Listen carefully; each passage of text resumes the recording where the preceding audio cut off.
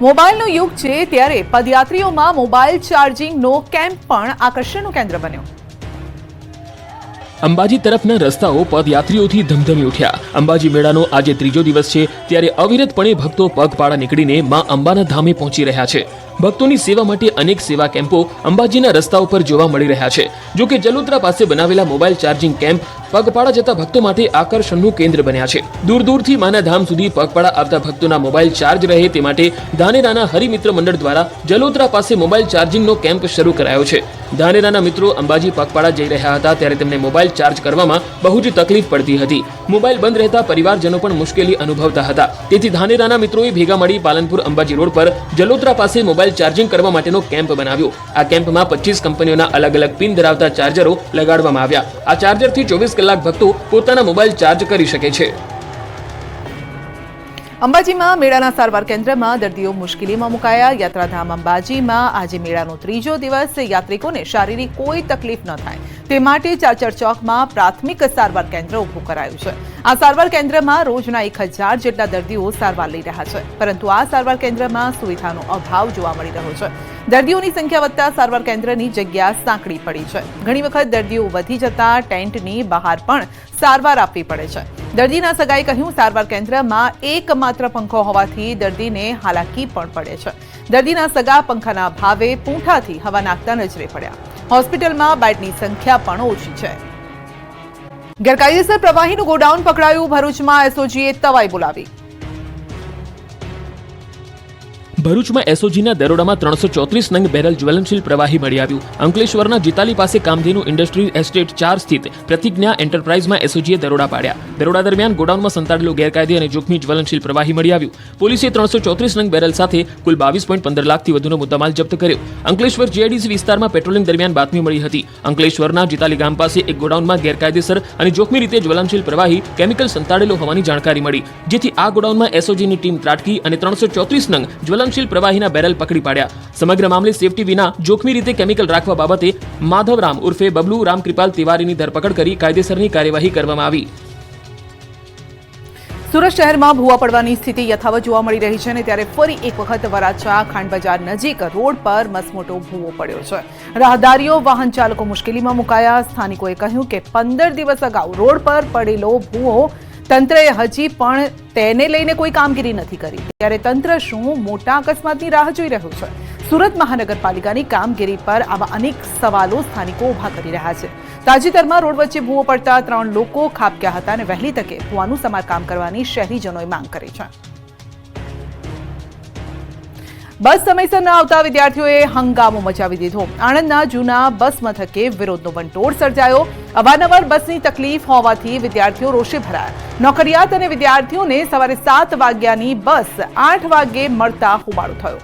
તો ડેપો તરફથી આગામી દિવસોમાં તકલીફ નહીં પડે તેવી ખાતરી આપતા મામલો થાળે પડ્યો। ઘટનાની જાણ થતાં પોલીસ ઘટના સ્થળે પહોંચીને હાલ સ્થિતિ કાબૂમાં છે। બસ સમયસર ન આવતા કોલેજના પેપર છૂટ્યા હોવાનો વિદ્યાર્થીઓનો આરોપ છે। 1 મહિનાથી બસ ન મળવાની પણ ફરિયાદ ઉઠી છે। ડેપો મેનેજર સરખો જવાબ ન આપતા હોવાનું વિદ્યાર્થીઓ કહી રહ્યા છે।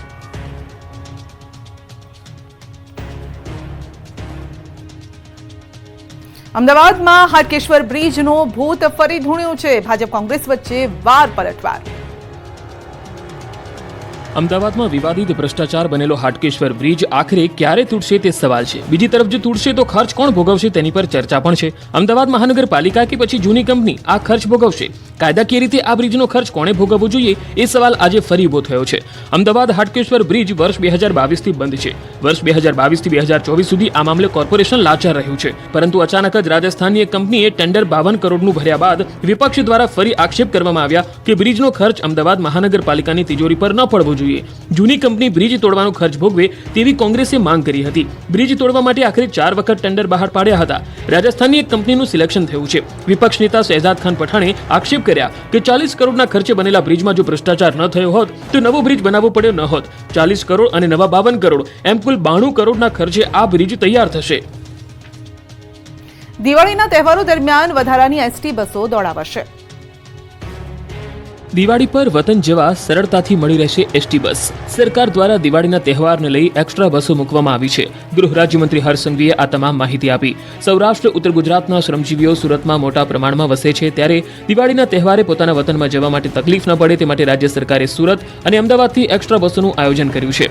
તારીખ 24 ઓક્ટોબરથી લઈ 27 સુધી 2200થી વધુ બસો દોડશે, જેમાં સૌરાષ્ટ્રની બસો વરાછા રોડ પર ધારુકા કોલેજના ગ્રાઉન્ડમાંથી ઉપડશે, જ્યારે લાભપાચમ સુધી અમદાવાદની બસોનું સંચાલન સુરત સેન્ટ્રલ બસ સ્ટેશનથી થશે.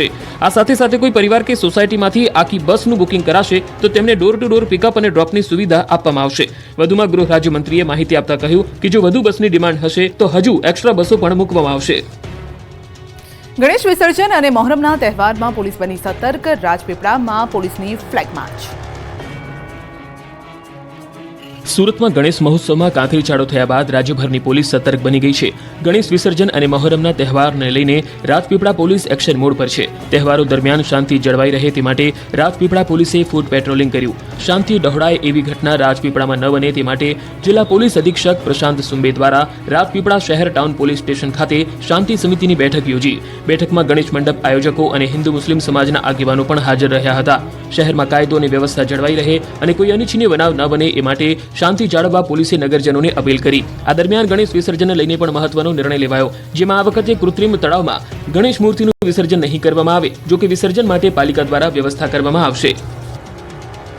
ભાદરવી પૂનમને લઈને ધમધમી ઉઠ્યા અંબાજીના રસ્તા. અલગ જ પોશાકમાં રાજકોટથી અંબાજી જવા નીકળ્યો સંઘ. ડીજેના તાલ, માં અંબાના નાદ અને કંઈક અલગ જ પોશાક. આ દ્રશ્યો અંબાજી પગપાળા જતા સંઘના છે. રાજકોટથી અંબાજી પગપાળા જવા નીકળેલો આ સંઘ સૌના આકર્ષણનું કેન્દ્ર બન્યો છે. એક જેવા વિશેષ પોશાક સાથે માતાજીના ગુણગાન ગાતા ભક્તો ઉમટ્યા. પગપાળા અંબાજી જતો રાજકોટનો સંઘ મહેસાણા પહોંચ્યો હતો. આ સંઘ છેલ્લા 23 વર્ષથી રાજકોટથી અંબાજી જાય છે. દર વર્ષે અલગ અલગ પોશાક સાથે આ સંઘના લોકો નીકળે છે. પગપાળા જતા આ 125 ભક્તોના અનોખા પોશાકે લોકોમાં આકર્ષણનું કેન્દ્ર જમાવ્યું. આ સંઘના ભક્તોએ 16 દિવસના 16 ડ્રેસ તૈયાર કર્યા છે.